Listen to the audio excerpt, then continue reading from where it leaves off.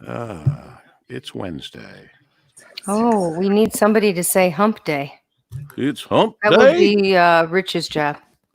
Uh-oh. Okay, I can Are you handle up it. for that, Rich? I think I can handle that. When do I say it? I say it's Wednesday, July 8th, and you go, Hey, it's hump day.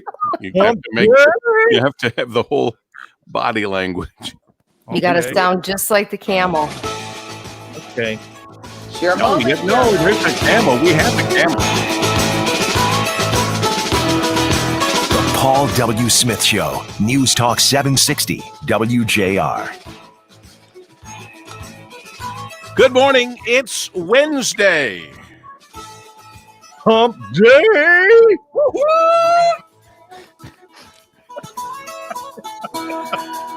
All right, beggars can't be choosy. Yeah, beggars cannot be choosy. Well done, Rich Meister. It is Wednesday, July 8th, the 190th day, oh my, of 2020. There are 176 days left in the year. Make each and every day count. Each day is a gift.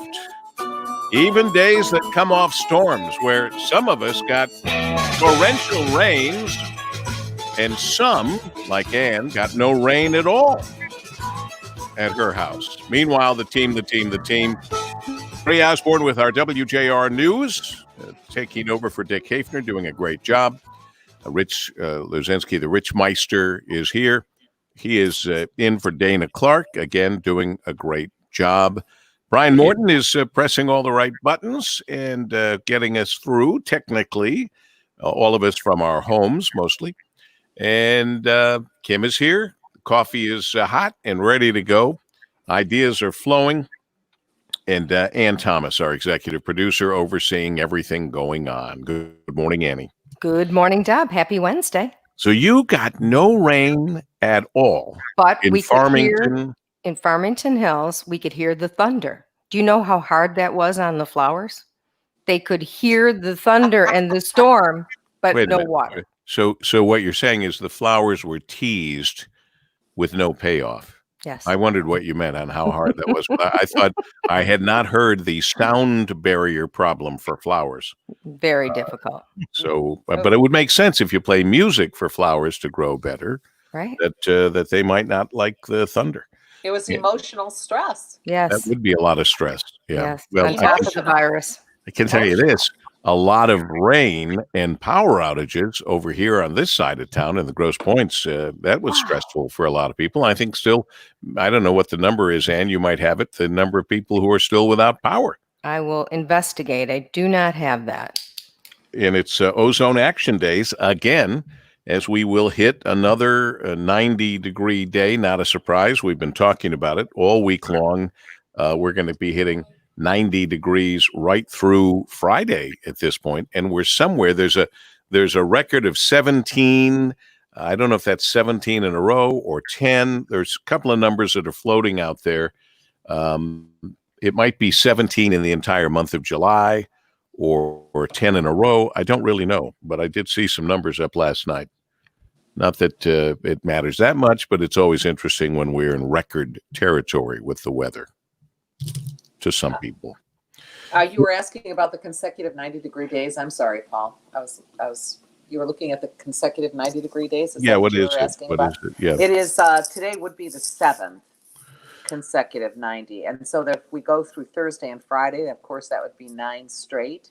So that would be the not enough longest to streak. hit.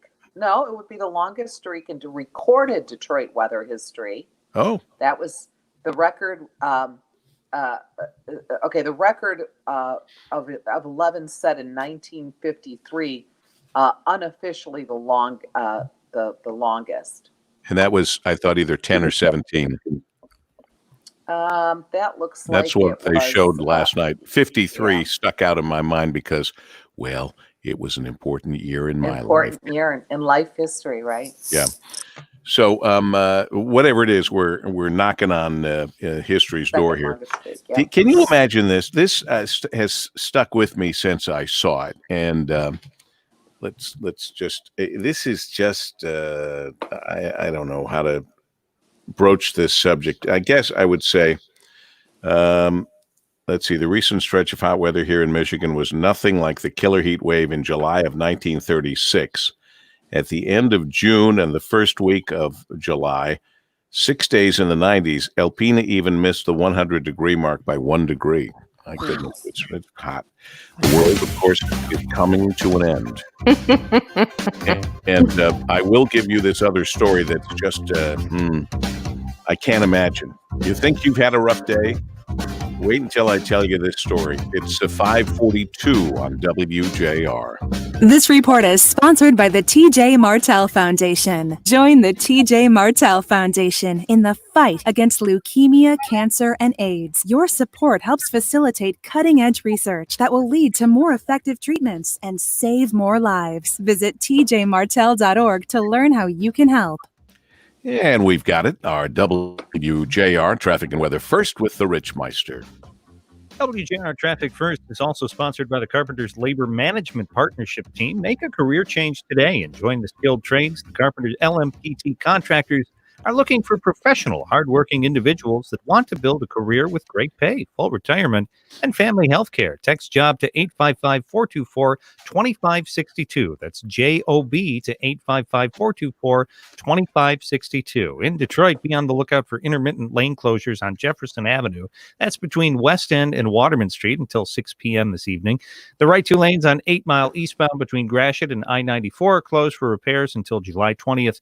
And look out for single lane closures on the Southfield Freeway at Michigan Avenue. Now WJR Weather First from the Weather Channel, sponsored by Starline Mackinac Island Ferry. Hightail it to Mackinac Island on a Starline Hydrojet or Catamaran Ferry. And now a new pirate ship, the Good Fortune. Starline offers the largest open-air boats disinfected before every trip, with fares starting at $19. Get discounts, tickets, and vacation packages at MackinacFerry.com. That's MackinacFerry.com. Here's your forecast. Heat advisory expires mid-morning, but an excessive heat watch is in place. That'll probably become a heat advisory. And that's going to be through tomorrow evening. More low 90-degree weather today and tomorrow. Isolated shower thunderstorm around each day. Otherwise, clouds mixing with sunshine and steamy overnight lows in the mid-70s. From the Weather Channel, meteorologist Ray Stagicon, News Talk 760 WJR. All righty. And Rush Limbaugh, who says that the third set of treatments that they've tried on his lung cancer seems to be the most successful. So he said the other day he's looking for extra innings. So keep him in your thoughts and prayers. He's with us from noon to 3, Monday through Friday, and he stops by first thing this morning at 5:45.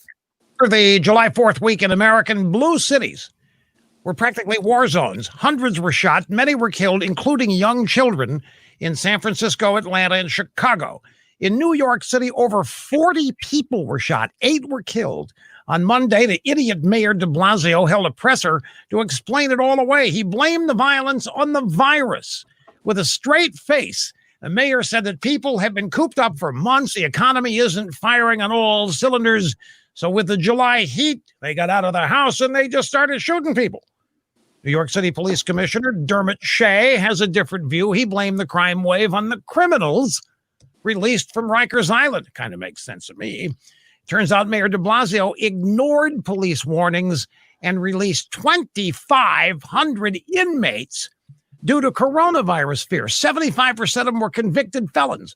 Not only did this idiot mayor hurt morale by cutting over $1 billion in the police budget, the police department was forced to disband a highly successful 600-member anti-crime unit, plainclothes guys. And now, shootings in New York City up 205% over last year.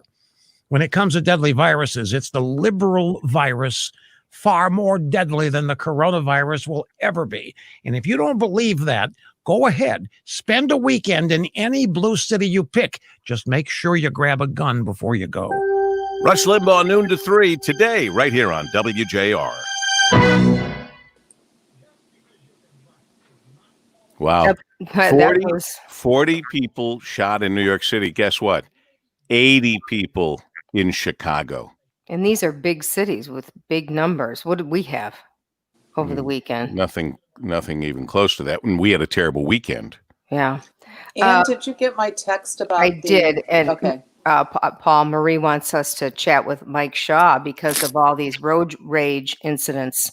Yeah, it's ridiculous. What out is it, there. like 12, Marie? 12 One of them in Oakland County, 13, the rest in but Detroit. Yeah. It's all but mostly Detroit, but it's scary. one in Oakland County. It's very scary. I'm just glad we're not out driving on the expressway these days. Most of us. So 11,456 customers without power at this hour from DTE. 11,456 customers. It looks very scattered. Very scattered. Yeah. They're all over the place. Less than 100 at a pop. Looks yes, but there are 44 crews out working right now. So did you say that's 11,456 DTE customers? Yes. So we don't know what consumers is. No, I'll see if they've got the same little app that DTE has. It's very, very cool. I don't know if they got hit like you guys did this way. I couldn't believe how hard the rain was coming down, and it was right after Kim had watered the flowers. It's awesome. Really coming down. It really was. It was something. Yeah, pretty amazing.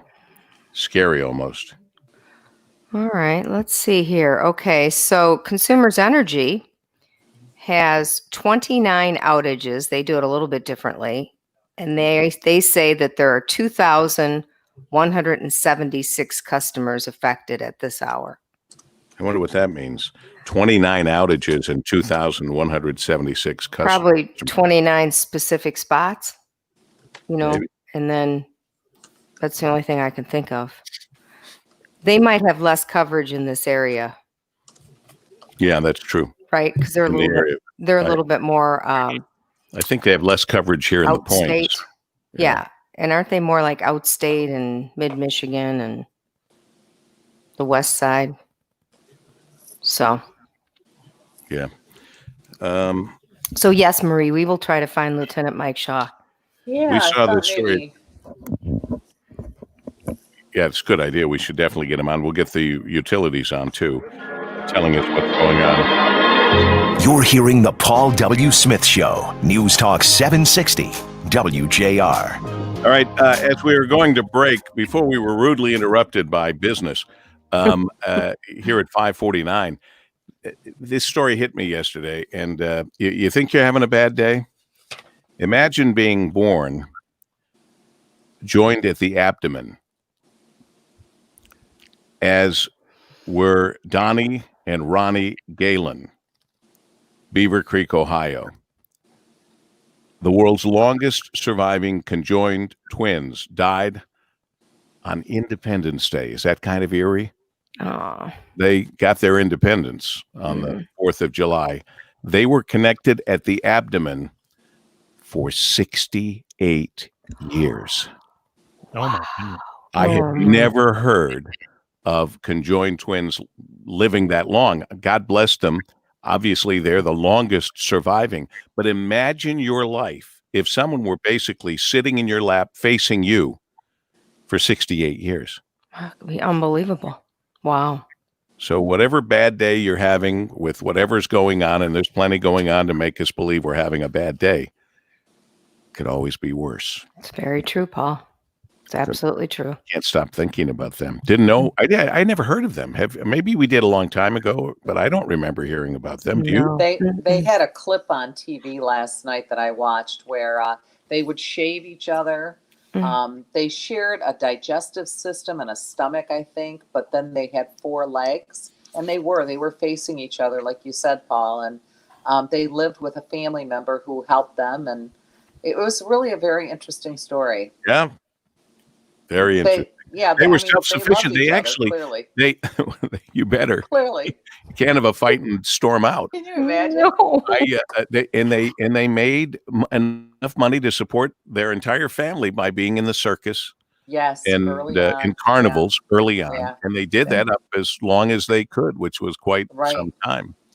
And then as they got older, they had to go into a special home for they needed extra help than what one family member could give them. Who told me yesterday about Big Boy restaurants replacing their iconic mascot with this character named Riri. Riri. I did. Yeah. I haven't seen. I went online. I was looking. I found the big boy. I couldn't I find thought Dolly. I sent you. I thought found sent you Dolly. Well, something. you sent me a story. Maybe I had to go deeper into it. Yeah. Um, She's this- well. all I First of all, let me just say my first impression of seeing Dolly. I don't know, Ann. Maybe you noticed she's a lot thinner than Big Boy. Yes, she is. She hasn't had as many big boys. I was She figuring. hasn't. I was figuring sometimes misguided consultants would have been funny saying, "Hey, that's available now," and it would be Aunt Jemima. But I guess that wasn't what happened. No. She's available now. No, she's not.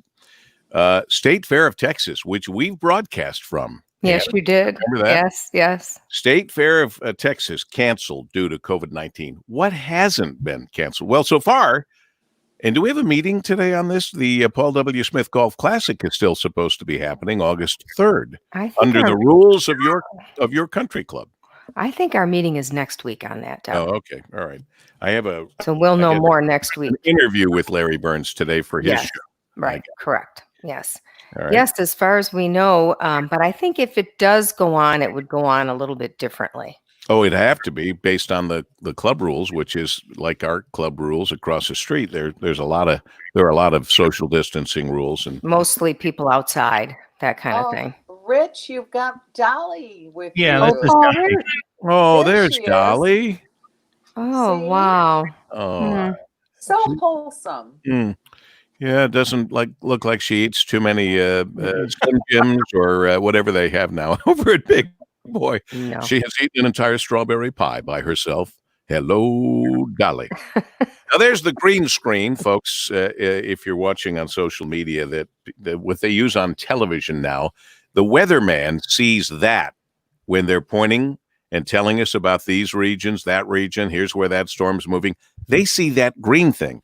Off to the side, they see a television monitor that has their weather map information like we see it. And that's how they get very good at pointing at blank spaces and talking about them. The German-based Deutsche Bank was fined $150 million for its financial dealings with Jeffrey Epstein. Here's what was fascinating to me. They say the bank ignored red flags and did business despite being aware of criminal charges against Epstein. Now, does that mean our banks can, on their own, decide what we can do with our own money in an account at the bank? Should we be charged with a crime? He wasn't in jail. He was doing banking, and he had been charged with a crime. He'd served his time. He came back out. He was doing more criminal activity, which he finally got put away for and then murdered. So what do you think there? I didn't know banks had that kind of that power. Isn't the only rule that if you make a deposit of more than $10,000, right?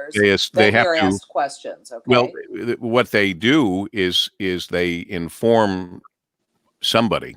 Right. I don't know if it's Secret Service, FBI, banking institution, whoever's overseeing that.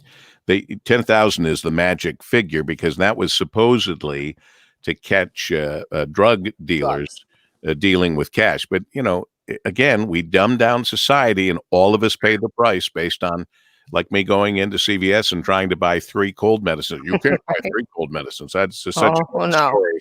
I don't want to go through that one again. Let's see. It's funny to hear who's getting money from the federal government. Like Robert De Niro's restaurants got $28 million in the federal PPP money. Right. Whatever. Yeah, it's kind of an interesting list if people have a minute to go look it up. Oh, look it up and be shocked and surprised at some of the people. Or maybe not shocked and surprised. Well, maybe not. Right? Maybe we should be. Right, we should be, but this is the government that we want to turn everything over to, like healthcare and everything else. That would just be crazy. Anyway, now they have to keep that co-conspirator with Epstein alive. She can't kind of mysteriously die in jail because that'll be too much. Watch. Is she? Suicide watch. Ghislaine. Does she have Maxwell? Does she have a food taster? Probably. She is gonna blow the lid off if she lives. There are some other people who are going to wish they were dead, and names that we Jeez. know. Big names. Dolly is her food taster. Dolly is her food taster. Way to bring it back around to wrap it up for this hour. 5:57 at WJR. This report is sponsored by the TJ Martell Foundation. Join the TJ Martell Foundation in the fight against leukemia, cancer, and AIDS. Your support helps facilitate cutting-edge research that will lead to more effective treatments and save more lives. Visit tjmartell.org to learn how you can help. Maria Grantham gives us breaking news. Dolly has been around a long time. She was always in the comic books that they would give to kids and me a long time ago. She was always in that comic book. She was stepping out of Big Boy's shadow now to promote the chicken sandwich. They just rolled out a brand new chicken sandwich. A little late, Big Boy. That was like big news a few months ago, but I'm glad you did it, Big Boy. Good for you. I like a good chicken sandwich, and I like Rich Luzinski with our WJR traffic and weather. First. Thank you. WJR Traffic First is sponsored by the Carpenters Labor Management Partnership Team. Hire the Carpenter LMPT contractors for your next construction project. Their workforce is the best in Michigan, professional, safety conscious, and craft trained for every project. Hire the Carpenters LMPT contractors today. Call 877-477-LMPT. That's 877-477-LMPT. No accidents at the moment. The right two lanes on 8 Mile eastbound between Gratiot and I-94 are closed for repairs until July 20th. And look out for single lane closures on the Southfield Freeway at Michigan Avenue. Now WJR Weather First from the Weather Channel. Sponsored by North Bloomfield Properties. If you're looking for a place to call home, let North Bloomfield Properties find the best place for you and your family. They also provide pre-screened quality tenants to their property owners. They love to match good people to good homes. Contact them today. NorthBloomfield.com. Sunny at 73 degrees. I'm Rich Luzinski, WJR News in about a minute.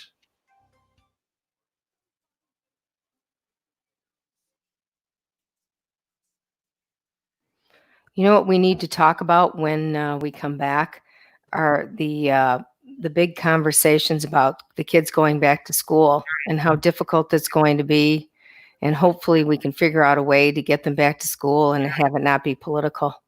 Yeah, Because, well, that's not possible, but I know. we'll just have dreaming. to come up with a way. What do you think about that? I think they should go back to school. I think that they should take all the precautions. We're never going to get, I don't think we'll ever get to normal if we don't start to try to get to normal. On the other hand, look what's happening with I know. with further testing. We're getting more people being found with it because we're testing more, but we're finding out a lot of people, the bounce back, the whatever you want to call it, is of concern. We should also talk about Mary Trump's book. Yes. Who obviously has a real bone to pick with her uncle. Ooh. It's funny. I read that her dad sued her to stop her from, I think it was her dad, one of Trump's brothers, who I thought was her father, unless her father is the one that was an alcoholic. Her father's the one that was the alcoholic. Okay, so then it's another brother. It was confusing in the first few days of this. There was the older brother who was the one who died of alcoholism. The younger brother is the one who was suing her to keep her from doing this book. She's a clinical psychologist who's very upset with the family because she blamed them for her not getting more in the will of the father.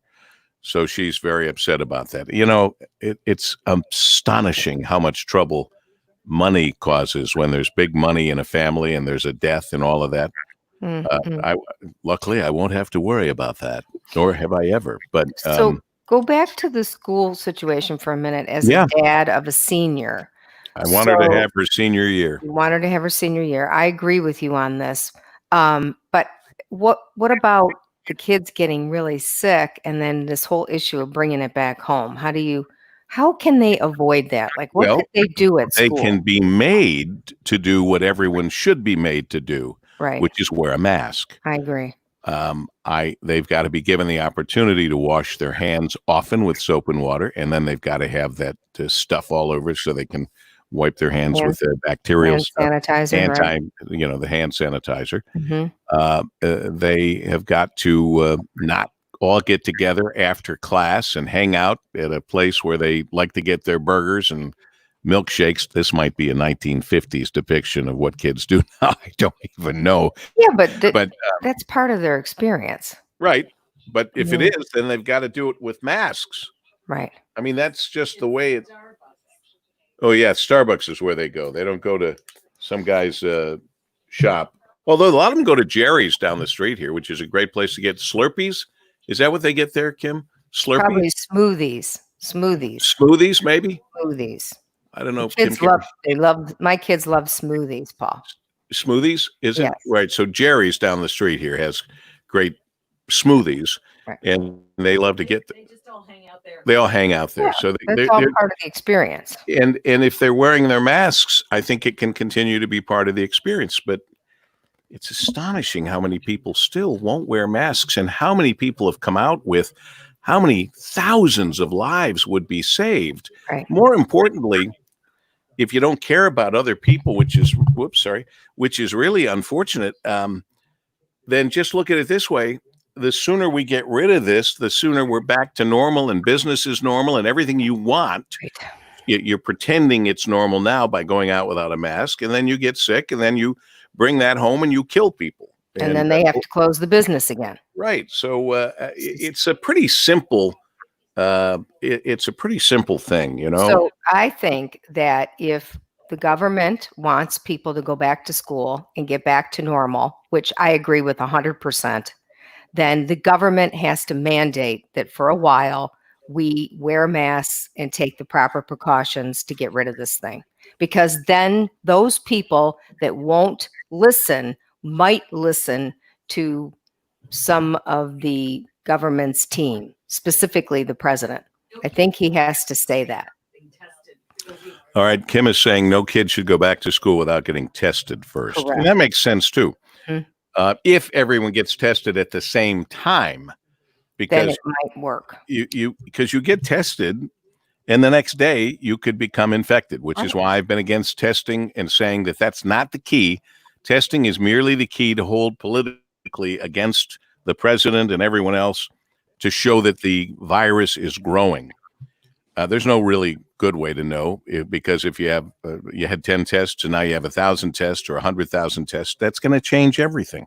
We just know people have got to be wearing masks when they're out in public, at least for a period of time. Like we're looking at maybe 2 weeks if everyone did it. 2 weeks. Or say, so what? Even if it's 2 months, that's not a big deal in the in the long scheme of term. things, it's In the grand scheme, it's nothing. nothing. And it's something I cannot figure it out. It isn't a sign of who you're supporting or who you're not supporting. It is a sign of stubbornness and not caring, frankly, about other people. I mean, I hate to put it that way, but that's what it comes off as. And you see these videos that some of them are pretty old, been around a while, but the videos of poor kids there or even adults at like Walmart's or someplace where they have a rule, you can't come in without a mask. And these people who defiantly push and shove and swing at these kids who are merely trying to do their job and enforcing their store's rule. And these people get crazed. I know. It's peculiar. It's very strange. It's very, very strange and very peculiar. Now, all of the shooting that's going on, remember we talked the other day about being in a violent bubble or whatever I said that we were all trapped in. Mm-hmm. Yes, you did. People are like up to here with being locked up and with having to be in their house, as it turns out, in many ways, with people they don't like and they get bored. I feel like The I'm Paul yelling W. right Smith now. Show, News They're Talk going to Diamond 760 Lake. Let me get your head WJR. down. Good Wednesday morning to you. It's the 8th of July, the 190th day of 2020. There are 176 days left in the year. Make each and every day count. Each day is a gift, including days, the mornings after, where some of us don't have power. I mean, we have power, and we have a generator in case we didn't. But we have power, but you may not. You're listening on a transistor radio. At last check, 11,456 DTE energy customers still without power. Consumers Energy, 2,176 customers affected. They are trying to get your power back on, but Some people had a deluge like we did in the Grosse Points, and some people had nothing like Annie in Farmington Hills. So the team is here. Marie Osborne with our news and information. Rich Luzinski, the Rich Meister, with the changing scenery during our broadcast, adding color, rather literally, and checking traffic and weather along the way. He's also been the official Hump Day crier in place of. Wow. And with a little assistance from Brian Morton, who is in the booth in the Golden Tower of the Fisher Building. In fact, Rich and Brian are the only two people in the Golden Tower of the Fisher Building right now. Where are you guys? In the WJR studios. And the rest of us are in our homes, including in my home office. And Kim is sitting alongside there and helping out. And, of course, our executive producer handling all of us like a three-ring circus. It's Ann Thomas. Good morning. And one of Donald Trump's sisters is quoted in the Mary Trump's book. What is her book called? Oh, The Too Much and Never Enough, How My Family Created the World's Most Dangerous Man. Well, the media had a hand in this too. But anyway, the book that family members tried to get her to not write, and one of them went to court to try to get her to not write it. Whatever. It'll be fun reading, no question about it. Whether it's all true or not true. It's, you weigh the fact that she's upset she didn't get what she thought she should have gotten in her inheritance and all the stuff that goes into this. But let's face it, it's the kind of reading that a lot of people will love to do. You know what it is? Brian tells me those are your earbuds, Marie, that high-pitched sound that only I hear, apparently, because I'm like a dog. And I hear these high-frequency pitches. Anyway, that's what he wrote on the side here. If we look at the private somehow it always comes back to whatever I'm doing here. So, well, okay. I didn't want to say it that way. But, all right. Now that you mentioned it, Marie, now that you're here filling in. So anyway, I think. Yes. We were already social distancing. We'll talk to Dr. Stephen Kalkanis again, the Henry Ford Health System Chief Executive Officer, Senior Vice President, Chief Academic Officer, the hydroxychloroquine study that Henry Ford was brave enough to have and brave enough to tell us it actually has a positive effect and cuts down on the deaths. And so you think, I wonder how many deaths they could have prevented had they been allowed to use it, instead of having it so roundly attacked because the president liked it. He's not a medical guy, so, he just gives his opinion on stuff. But anyway, the governor's joining us today. Yes, the governor's joining us today. And on another programming note, Lieutenant Mike Shaw is now joining us at 6:35. And he will be talking about the trouble on the freeways. And it will also, going back to the governor, Dub, it'll be interesting to talk to the governor about the increase in cases, because yesterday she said she wasn't fooling around. And if the cases continue to rise. Yeah, good for her. She said she'll dial back if she has to. And she should. Yes. I mean, in a sense, we came this far and did better than any other state at one point in not having the virus continue to grow. Exactly. And, it's kind of like what I felt like when I foolishly opened the doors, if you will, the floodgates by around Father's Day. I couldn't take it anymore, and we did things we shouldn't have done. Now we've buttoned up the house again after getting tested and all that. We're on lockdown. I mean, real lockdown, which is painful when you can't have your children coming in. But if they're not on lockdown, it doesn't matter that you've been on lockdown. They can come in and boom, you can get what they're not even showing that they have. We already know one story of someone doing that and their dad died. So that's not something you want your own children to go through. That's for sure. Will any of you read the Trump book, by the way? I will not. I think that we're getting so much of it. I don't know that I'll buy the book. I just hate to hear family scandal and gossip. It kind of makes me feel bad. Wait a minute, you hate to hear about. I just don't. It what gives me a bad television. feeling. It's what television is built on. I know, but I just, it's like one of those things where I just think, oh, I shouldn't be knowing this. Oh, This well, isn't that's good. that. Well, there's that too. I mean, it's the It's same just, way you come upon an accident. You don't want to look at it, but you can't take your eyes off it, sadly. And I mean, she is taking off the gloves. It's kind of like, wow. It's just sad. yeah, the whole thing is kind of sad. But when you kind of put it in the context of a dysfunctional, rich family, which we've seen before, we'll see again. There'll be so many stories. We won't have to buy the book. Right. We'll know every bit of it. Yeah. CNN will probably do it as a docudrama.